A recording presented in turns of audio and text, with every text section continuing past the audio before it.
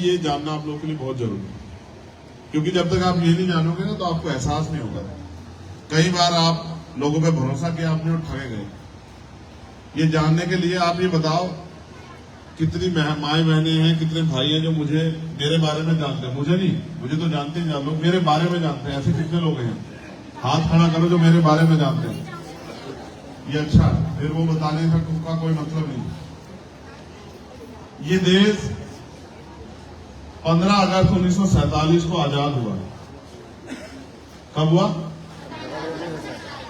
14 अगस्त 1947 को हम इस देश में अंग्रेजों के गुलाम थे, और जो लोग गुलाम होते हैं उन पर अधिकार नहीं होते। इसलिए जब 15 अगस्त को हम आजाद हुए तो 15 अगस्त को हमें बहुत सारे अधिकार नहीं मिले। वो अधिकार हमें कब मिले? वो अधिकार हमें तब मिले जब बाबा साहब अम्बेडकर का संविधान इस देश में लागू हुआ। इसलिए हम लोग बाबा साहब को मानते हैं, उनको नमन करते हैं, माला चढ़ाते हैं, उनके जय जयकार लगाते हैं, उनकी मूर्तियां लगाते हैं, घरों में उनकी तस्वीरें लगाते हैं, उनको याद करते हैं। लेकिन सिर्फ याद करना, माला चढ़ाना, फूल चढ़ाना,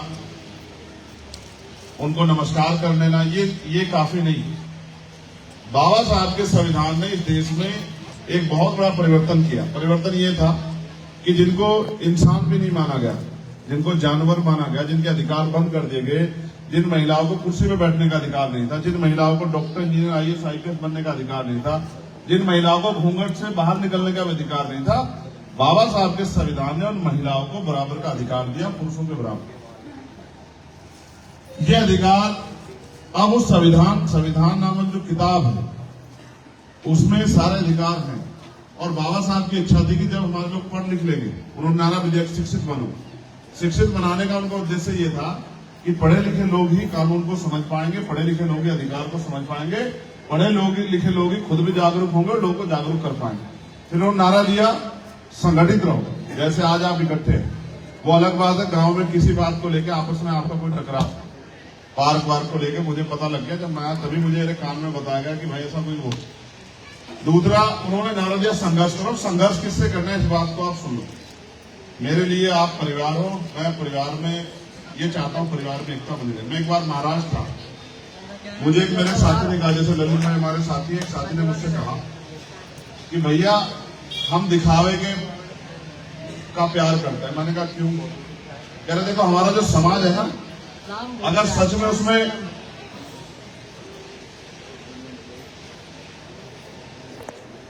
में उनमें प्यार होता ना, तो जैसे दो सगे भाई अगर सुबह आपस में लड़ने तो शाम में एक ही घर में रहते नहीं रहते? आप बताओ मुझे, एक ही थाली में खाना खा लेते नहीं खा लेते? एक ही गिलास में पानी पी लेते नहीं पी लेते? तो उसका समझाने का मतलब ये था, मुझे बात समझ आई कि अगर सच में हमारे अंदर प्यार है एक दूसरे के प्रति, तो चाहे 20 लड़ाई हो जाए लेकिन हम शाम को इकट्ठे हो जाएंगे। जैसे आप में से कोई एक घर की 2 बेटियां हैं यहां बैठी हुई, कौन है? कौन है? हाथ खड़ा करो। एक घर की जो 2 बेटियां हैं, एक ये है, दूसरी कौन सी है? अच्छा तुम दोनों खड़ी हो मेरे भाई के पास, जल्दी आओ, समय कम है मेरी प्यारी बहन, जल्दी आओ। सच बताओ, अगर ये तुम्हें कुछ बुरा कह दे या डांट दे तो कितनी देर गुस्सा रखोगे? ज्यादा नहीं रहते ना? अगर और भी और जोर से डांट दे, तुम्हारा कोई सामान तोड़ दे, कितनी देर गुस्सा रहोगी?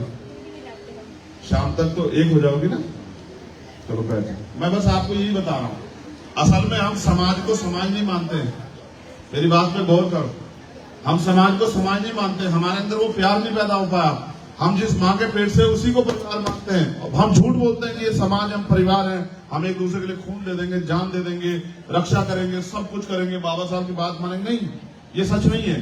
सच ये है कि हम परिवार उसे मानते हैं जो हमारे घर के अंदर रहता है और जिसको हम ये जानते हैं कि इसने भी उसी पेट से जन्म लिया जिससे मैंने जन्म लिया। सोचो, अगर बाबा साहब अम्बेडकर भी यही सोचते तो क्या आज हम पे अधिकार आ पाते? अगर बाबा साहब भी यही सोचते तो क्या हम पे स्वाभिमान सम्मान का जीवन मिल पाता? और अब बाबा साहब ये सोचते तो क्या मेरी माँ बहनों को अधिकार मिल पाते? आपको पता है पहले क्या क्या प्रथाएं थी? पहले प्रथाएं थी सती प्रथा। पति मर जाता तो पत्नी को जिंदा चिता पे डालते थे, उसे धतूरा उतूरा पिला के वो पागल बेहोश टाइप हो जाते नशे में, फिर उसको जिंदा डाल देते थे। महसूस करके देखो, उंगली जला के देखो कैसा एहसास होगा। तकलीफ होगी नहीं होगी? अगर उंगली जल जाती है, गलती से भी तकलीफ होती है ना, तो सोचो बाबा साहब हमें कहां से निकाल के लाए हैं। आप देखो, विधवा विवाह नहीं होता था, बाल विवाह होता था। जो बच्ची उस लायक मिली उसका विवाह कर देते थे, उसको अपमान सहना पड़ता था, उसको वो बीमार हो जाती, मुसीबतें, डॉक्टर के लिए इलाज नहीं था, हमें अस्पतालों में नहीं घुसने देता था कोई, हमें स्कूल नहीं जाने देता था कोई। और काला अक्षर है भैंस बराबर, अगर आप पढ़े लिखे नहीं है तो आप कितनी अच्छी किताबें रख दीजिए, आपको कोई मतलब नहीं, पता ही नहीं क्या। ऐसी जिंदगी से निकाल के लाए बाबा साहब हमें। लेकिन आज की जो सरकार है वो वापस हमें वहीं ले जाना चाहती है। जो अधिकार हमें मिले वो उनको छीनना चाहती है, और उसके लिए उन्होंने योजना बनाई। काशीराम साहब कहते हैं जिस कौम को फ्री में खाने की आदत हो जाती है वो कभी क्रांति नहीं कर सकती है। आज वो हमें मुफ्त में राशन देते हैं। क्यों देते हैं राशन? कि हम राशन खाएं और अपने घरों तक सीमित हो जाएं। जबकि बाबा साहब अम्बेडकर हमें वोट का अधिकार देते हैं। इस वोट के जरिए हम शासन करेंगे, जो अधिकार हम पे नहीं है वो लेंगे, गरीबी, बेबसी, लाचारी खत्म कर देंगे। जिन पे जमीन नहीं उनको जमीन दिला पाएंगे, जिनके पास घर नहीं उनको घर दिला पाएंगे, जिन पे रोजगार नहीं रोजगार दिला पाएंगे, जो पढ़े लिखे उनको नौकरी मिलेगी, माँ बहनों को अवसर मिलेगा, उनका सशक्तिकरण होगा, उनको संरक्षण मिलेगा। ये तमाम तरह की व्यवस्था है, ये सब हमारे लिए बनाई उन्होंने। लेकिन आज धीरे धीरे करके सरकार सब खत्म कर रही है। आज मेरे पढ़े लिखे नौजवान भाई सड़कों पे घूम रहे हैं, रोजगार नहीं है। आपने कैसे खून पसीना एक करके पढ़ाया होगा, आप याद करो वो दिन जब आपने अपने बच्चों को स्कूल में भेजा होगा, और शायद आपको उस पैसे कहीं और जरूरत होगी, लेकिन आपने फीस के तौर पर दिया होगा। कभी जब वर्दी बनवाई होगी, जर्सी खरीदवाई, याद करो वो दिन। आज इस देश में हम जानवर के हालात में जाने वाले हैं। ये सिर्फ आपकी बात नहीं है, ये इस देश के दलित, पिछड़े, आदिवासी, मुसलमान, जैन, सिख, बौद्ध, वो सब लोग जो गरीब है उनको सबको मिटाना चाहती है सरकारें। और कोई हमारे लोगों को जागरूक नहीं कर रहा। सब इंतजार देख रहे हैं कि जल्दी से संविधान खत्म हो जाए, वो दिन आ जाए। मैं ये बार बार सोचता हूँ, क्या जवाब दूंगा मैं अपनी बहनों को, क्या जवाब दूंगा अपनी माओ को। मेरी पढ़ी लिखी बहनें और जो पढ़ रही है वो उम्मीद करते हैं कि हम भी कभी कुर्सी पे बैठेंगे, क्या जवाब दे पाऊंगा। इस देश में हम उनका मुकाबला सिर्फ वोट की ताकत से कर सकते हैं। जब वोट हमारे पास है, इसी वोट की वजह से तो आते लोग हमारी गलियों में। लेकिन क्या चुनाव के बाद कोई आता है ये पूछने की भूखे तो नहीं हो, ये पूछने को बीमार तो नहीं हो। हम भीम आर्मी के लोगों ने यही कमाया, ना मैं विधायक हूं, ना एमपी, ना कुछ हूं। मैंने जो प्यार पैदा किया ये आप संघर्ष करके पैदा किया। और मैं कहीं भी किसी पर अन्याय अत्याचार होता है मैं नहीं जाना चाहता। कल मेरे पास एक फोन आया कासगंज के पास से, वहां ये हुआ कि एक लड़के को पुलिस 7 दिन पहले लेगी, उसके ऊपर एक आरोप था। उसके पिता ने कहा भाई आप जांच कर लो। 7 दिन तक उसको थाने में बिठा के रखा। और कल जब उसकी बुआ से मेरी बात हुई तो उसने मुझसे कहा भैया हम बस थाने गए तो उन्होंने हमें बताया नहीं कहाँ है, हमें कहा कि अस्पताल में भर्ती करा दिया। मैंने पूछा क्यों, तो उसने कहा उसने फांसी लगा ली थी। और उसकी बुआ का कहना था कि भैया वो मर गया लेकिन हमें घुसने नहीं दे रहे, आप हमारी मदद कर दो, ये जुल्म हो रहा है यहाँ। मैं उनको क्या जवाब दूं, क्योंकि मेरे हाथ में वो ताकत नहीं है जब मैं इनसे लड़ पाऊं। अभी मैं सड़कों पे लड़ सकता हूं जब कोई जुल्म हो, जाति हो, जब किसी के साथ अन्याय हो, किसी बहन बेटी का अपमान हो। मैं बहुत रोज घटनाएं आप देखते होंगे। अभी मैं उरैया से लौटा, वहां उसके पति की हत्या कर दी थी। वो आज मैं उसकी रिपोर्ट लूंगा। आज 12 तारीख को मैंने 11 तारीख तक का समय दिया था। उसका 12 साल का बच्चा है, उसकी 2 छोटी छोटी बच्चियां हैं। ये बच्ची तुम दोनों खड़ी हो ना, तुम दोनों उधर हो, इतनी बड़ी बच्ची है उसकी, सौम्या। उसको क्या जवाब दो, उसके पिता की हत्या कर दी गई है। वो उम्मीद लग कर रही है कि उनका मामा, उनका चाचा, ताऊ जो भी मानती हो कि चंद्रशेखर आजाद उनकी मदद करेगा। क्या मदद करूं मैं उनकी, क्योंकि सरकारें तो हमारे लोग दुश्मन लोगों की बनी है और हमारे लोग तो कुछ भी नहीं कर पा रहे। इसलिए दिन रात मैं भीम आर्मी का एक साथी, आजाद समाज पार्टी के साथी फहीम भाई, विवेक भाई, हरिओम भाई, सब लोग, अशोक भाई घूम रहे हैं लोगों को समझाते हुए कि जिन लोगों ने आपसे मुंह फेर लिया आप भी उनका साथ मत दो, आप भी काम करने वाले व्यक्ति का साथ। आप ये बताओ, जब चुनाव बाद कोई आपको नहीं पूछता तो आपका उनका रिश्ता क्या हुआ? सिर्फ मतलब का हुआ ही नहीं हुआ। और एक आपका चंद्रशेखर आजाद 24 घंटे 7 दिन जिसको गोली मारी जाती है, क्यों? क्योंकि वो अपने लोगों की लड़ाई लड़ रहा है। उसका खून मारा जाता, क्यों? उसको पकड़ के जेल में डाला जाता, क्यों? उसको 16 महीने, मेरी माओ से कह रहा हूं, एक बार महसूस करके देखो कि अगर बच्चा 4 दिन के लिए चला जाए मां पे क्या बीतती है। 16 महीने, 500 से ज्यादा दिन मुझे पकड़ के जेल में बंद रखा गया, मुझे लाठियों से पीटा गया, मेरा खून बहा गया। मैं कितना कमजोर रहूंगा, कितना ताकत भी आपके हाथ में। अगर आप मेरे साथ खड़े होकर मुझे इस लड़ाई में मदद करोगे तो चंद्रशेखर ज्यादा दिन कमजोर नहीं रहेगा। और आप महसूस करो, जब आपका चंद्रशेखर ताकतवर होगा, क्या आपकी लड़ाई नहीं लड़ेगा? क्या आपके लिए नए अवसर नहीं पैदा करेगा? क्या अपनी बहन बेटियों की रक्षा नहीं कर पाएगा? आप बहुत ताकतवर हो, आपने सबको ताकत दी। मैं फिर आपके बीच आया, ये तो ये भी आ जाते, लेकिन मेरा फर्ज था कि मैं आपसे आके अपील करूं। मैं अपनी माओ बहनों से पूछना चाहता हूं कि आप इस गरीबी की जिंदगी में खुश हो? बच्चा बीमार होता, कर्जा लेना पड़ता, नहीं लेना पड़ता इलाज कराने के लिए? अगर बेटी की शादी करनी पड़े तो कर्जा लेना पड़ता, नहीं पड़ता? जमीन गिरवी रखनी पड़ती है। कब तक रहोगे इस देश में? वोट का अधिकार हमें इसलिए दिया गया था कि जुर्म जाति बंद हो जाए और हमें भी स्वाभिमान सम्मान का जीवन मिले। एक तरफ पैसे वाला होता जा रहा है। सरकार ने आपके यहाँ ये खोद दिया कि हम पानी की टंकी ला रहे हैं, और कैसे गड्ढे हो रखे, कैसी गंदगी हो रखी, कोई पूछने आ रहा है क्या? ये सब इसलिए है कि हमारी वोट को बरगला के हमारी वोट को ले लिया जाए। वो पैसे वाले लोग और अमीरों के गरीबों के हिस्से होते, कोई गरीब रहता क्या? इसलिए मैं आपसे अपील करने, आपने भाइयों से भी कह रहा हूं, क्या इस गुलामी की जिंदगी में जीना अच्छा लग रहा है? क्या इसको गुलामी की जिंदगी को बदलना चाहते हो क्या? परिवर्तन प्रकृति का नियम है, परिवर्तन वही चाहेगा जिसको समस्या होगी। जो खुश होगा वो क्यों चाहेगा परिवर्तन? अगर आपके पास बेहतर सुविधाएं होंगी, आप क्यों बदलना चाहोगे उनको? लेकिन अगर आप मानते हो कि सुविधा नहीं है, जुर्म जाति हो रही है, अन्याय हो रहा है, और ये सिर्फ आपका हाल नहीं है, प्रदेश के मुसलमानों को अन्याय सहना पड़ रहा है, प्रदेश के बौद्धिस्टों को, सिखों को अन्याय सहना पड़ रहा है, क्योंकि उनकी आवाज उठाने वाला भी कोई नहीं। उनकी वोट ले जाते हैं, बाद में उनकी तरफ देखते नहीं। इसलिए मैं आपसे कहना हूं, एकजुट हो जाओ, एकजुट होकर अपनी ताकत बना लो। अगर अपने बच्चों का अच्छा भविष्य चाहिए, और ये जो लड़ाई जिनसे है वो बहुत ताकतवर लोग हैं, उनके पास पैसा, पावर, साधन है, संसाधन है। हमारे पास उनके मुकाबले क्या है? वोट का अधिकार है। हम पे एक ही ताकत है, वो है वोट का अधिकार। जिस वोट के अधिकार के जरिए हम अपनी जिंदगी को बदल सकते हैं, हम अपने बीच के व्यक्ति को ताकतवर कर सकते हैं। आप मुझे घी खिलाओ तो उससे मैं ताकतवर नहीं होगा, बीमार तो हो सकता हूँ, ठीक है? घी खा के काम नहीं करूंगा तो बीमार हो जाऊंगा। आप मेरे ऊपर खूब फूल फेंक दो, इससे कुछ नहीं होगा।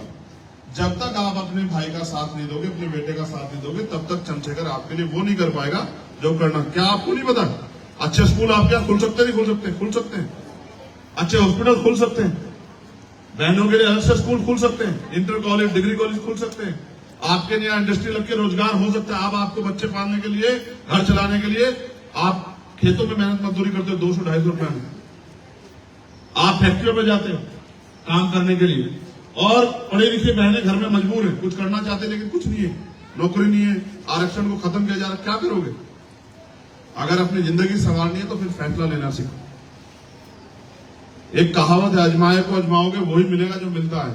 तो फिर अजमाना बंद करो और अपने काम करने वाले बेटे भाई का साथ दो, ठीक है?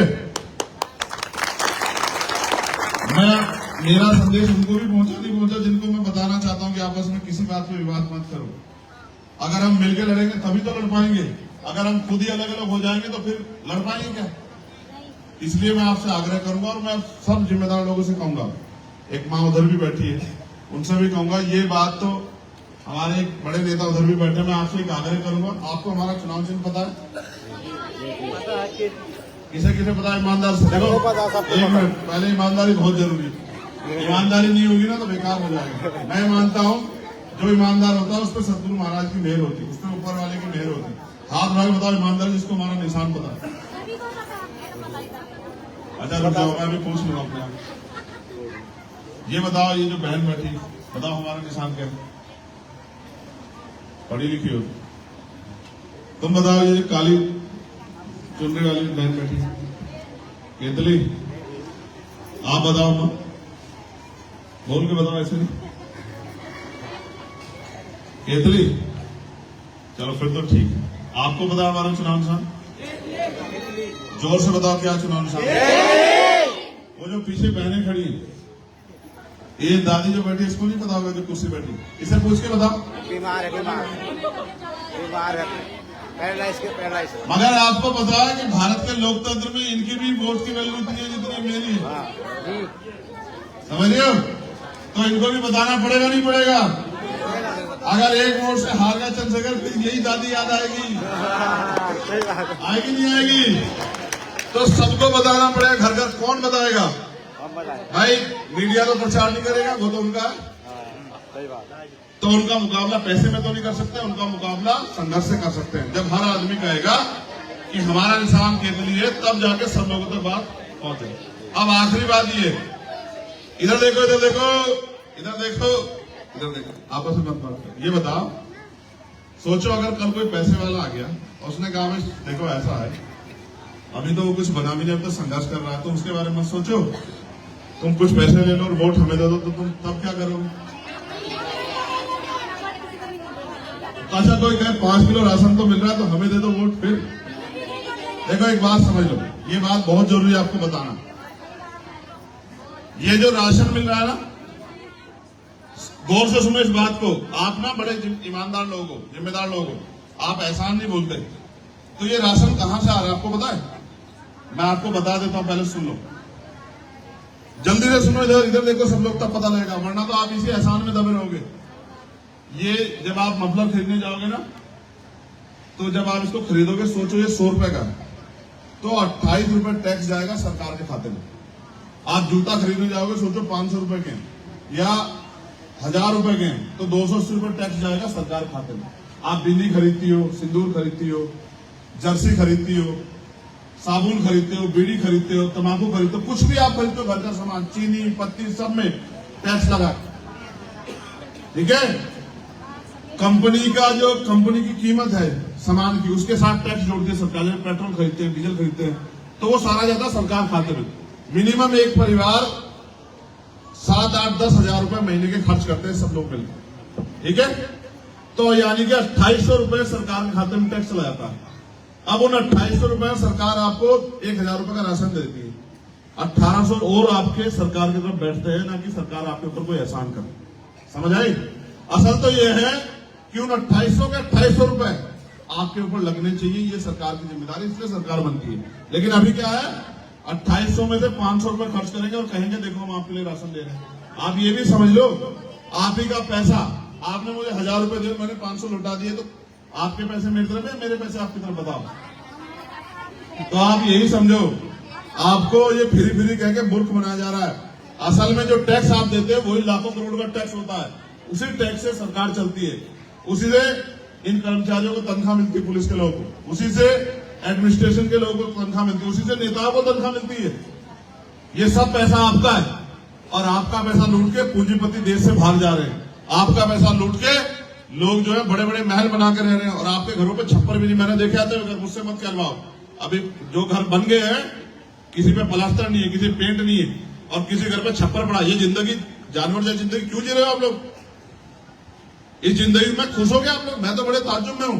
अगर जो जानवर आप पालोगे, अगर वो भी आप उसको कच्चे में रख दोगे ना, जैसे सर्दी हो और गाय भैंस अपने पाल रखे, उसके नीचे गीला हो जाएगा, वो भी चिंगाड़ मारेगी, हल्ला मचाएगी कि बदलो बदलो बदलो, लेकिन आप नहीं, आप खुश हो। इसका मतलब आप जागरूक नहीं। आप बताओ, अगर सर्दी हो रही हो तो रजाई की जरूरत पड़ेगी नहीं पड़ेगी, कंबल की? तो अगर जानवर को जरूरत पड़ेगी, वो भी कहेगा कंबल लाओ अपनी भाषा में। और आप इस देश में गरीबी, बेबसी, गुलामी में जी रहे हो और कुछ भी नहीं बोलते। इसलिए किसे कहना पड़ेगा, यही समझना, किसे उसे कहना पड़ेगा जिसको वोट दे रहे हो, उसको कहना पड़ेगा कि देखो ये हमारा गलत हो रहा है, इसको ठीक करो। समझ रहे हो? तुम्हें भी समझ आया नहीं आया? जो पैसा तुम्हारे ऊपर लगना चाहिए वो कहां लग रहा है? सरकार के पास। और जो पैसा स्कॉलरशिप का आता था पहले, जो पैसा आता हायर एजुकेशन का, जो पैसा आता था हॉस्टल का, जो पैसा आता था बुद्ध विहार बनने का, रविदास गुरु घर बनने का, पार्क बनने का, जो पैसा आपकी तरक्की के लिए आता, वो सारा पैसा सरकार की पॉकेट में है, और सरकार के लोग ले लेके भाग रहे हैं। वो सारा पैसा पूंजीपतियों को दे रहे। किसान भी परेशान है, नौजवान भी परेशान है, हर वर्ग के लोग परेशान है, लेकिन बस चुप है। उनको लगता है सरकार मालिक नहीं, लोकतंत्र में जनता मालिक है। आप जिसे चाहो मालिक बन जाएगा।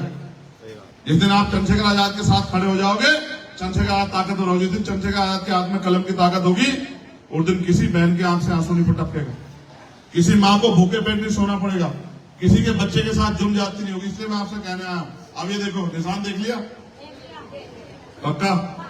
पलटो, अब इधर भी पढ़ो, सिर्फ निशान मत देखो। क्या लिखा है? इसका मतलब ये है कि मानव काशीराम साहब ने कहा, जो सहारा देगा वो इशारा भी देगा। वो उनको पैसे देते हैं धरना से, पैसे वाले लोगों को, फिर उनके हिसाब से काम करते हैं। इस लड़ाई को लड़ने के लिए मुझे आपसे सहयोग की जरूरत है। सहयोग समझते हो? जयंती आ रही है ना, अब चंदा इकट्ठा होगा नहीं होगा आपके यहाँ? तो सीधे होगी ना जयंती। तो ये भी हमारी सामूहिक लड़ाई है, समझ रहे हो? तो चाहे आप इसमें 1 रुपए का योगदान करो, 1 रुपया भी इसलिए क्योंकि कोई अपने आप को ना समझे कि भाई मैं बहुत गरीब हूं, मैं 1 रुपए का योगदान नहीं कर। आप ये मत समझो कि 1 रुपया है मेरे लिए वो लाखों रुपए से बढ़कर, क्योंकि गरीब का ईमानदारी का 1 रुपया भी बहुत ताकतवर होता है। तो चाहे आप 1 रुपए की मदद करो, लेकिन इसमें मैं इसको खोल कर रखूं, इसमें मदद जरूर करो।